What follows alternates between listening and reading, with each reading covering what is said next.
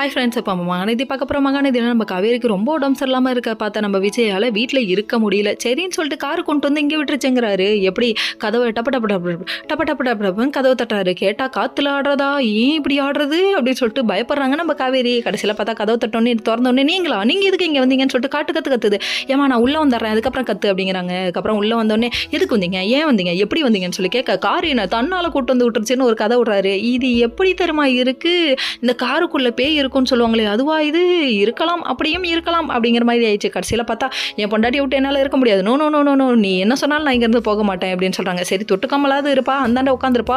இது என்ன chicken box அப்படிங்கிறாங்க. என்ன சிக்கன் பாக்ஸ், என்ன சிக்கனு பாக்ஸா அப்படின்னு சொல்லிட்டு அவர் கலாய்க்கிறாரு. அதுக்கப்புறம் இவர் வந்துட்டு இவங்களுக்கு தைரியம் சொன்னாலும் நான் போய் டாக்டரை பார்த்துட்டு வரேன்லாம் சொல்கிறாங்க. சரி உடுப்பா, பார்த்துக்கலாம், எல்லாம் பண்ணிக்கலாம், நான் வர அவசரத்தில் பழம் வாங்காமல் வந்துட்டேன், நீ ஜூஸ் நிறையா குடிக்கணும், ஃபேன் வாங்கிட்டு வந்து தரேன் அப்படி இப்படின்னு சொல்கிறாங்க. சொன்னதுக்கப்புறமா ஏசி போட்டுடலாமா அப்படின்னு சொல்லி கேட்க, ஏசியா போராடலாம், பரோட்டா எதிர்பார்க்கக்கூடாது, இருக்கிறத நம்ம சாப்பிடணும் அப்படிங்கிற மாதிரி ஆயிடுச்சு.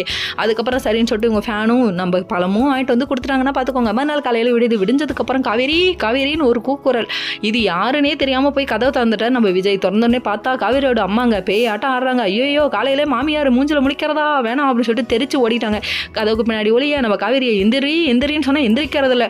அம்மா ஒரு கப் காஃபி, இது கில்லி படத்தில் உள்ள மாதிரியே இருக்கே. கடைசியில் பார்த்தா இந்த ஒரு டம்ளரை தூக்கி போட இவங்க எந்திரிக்க, என்னடி இப்போ தான் எழுச்சியான்னு சொல்லி கேட்க, சமாளிக்க முடியாமல் சமாளிச்சாங்க பாரு. ஐயோ நான் படுற பாடு இருக்கேன், புருஷனுக்கும் மாமியாவுக்கும் இடையில மாட்டிக்கிட்டு ரொம்ப முழிக்கிறேன் அப்படிங்கிற மாதிரி இருக்கு காவேரியோட ரியாக்ஷனு. அதுக்கப்புறம் அவங்க அம்மாவை சமாளிச்சு அனுப்புறதுக்குள்ள இவங்க படாத பாடுபட்டுட்டாங்க. ஒரு வழியாக அனுப்பிட்டாங்க. நம்ம விஜய் ஒரு பக்கம் நான் போய் டாக்டரை பார்த்துட்டு வரேன்னு சொல்லிட்டு கஞ்சி குடிச்சு கிளம்பிட்டாரு. இங்கே வந்து பார்த்தா நம்ம விஜய் பயமுடுத்துறாங்க நம்ம டாக்டர். அப்படிலாம் ஒன்றும் இல்லைங்க, சரியாயிடும்ட்டாங்க.